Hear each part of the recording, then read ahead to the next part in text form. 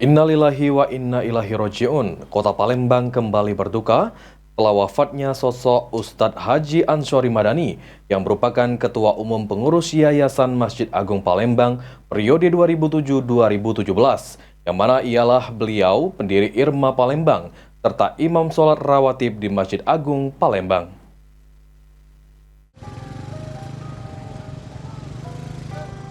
Dari pantauan di rumah duka almarhum Al-Ustadz Haji Ansyori Madani yang juga merupakan Ketua Umum Pengurus Yayasan Masjid Agung Palembang periode 2007-2017 pada Rabu 15 Januari 2025,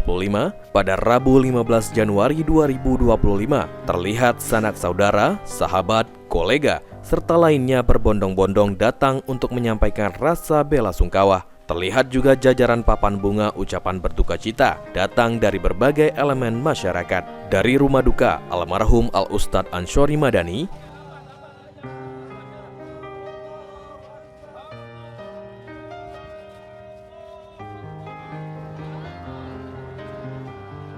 disolatkan di Masjid Agung Palembang oleh ratusan hingga ribuan orang. Putra almarhum, Romi Apriansyah, mengatakan sebelum tutup usia Al-Ustadz Ansyori Madani memiliki riwayat serangan jantung dan sempat dirawat di Rumah Sakit Caritas Palembang hingga pulih. Namun saat menjalani terapi almarhum tutup usia sekitar pukul 18.15 waktu Indonesia Barat, Selasa 14 Januari 2025, almarhum Al-Ustadz Ansyori Madani dimakamkan di TPU Pulau Salam, Kelurahan 32 Ilir, Palembang. Riwayat penyakit beliau kemarin sempat ada serangan jantung, kemudian sempat dirawat, pulih. Dalam masa pemulihan itu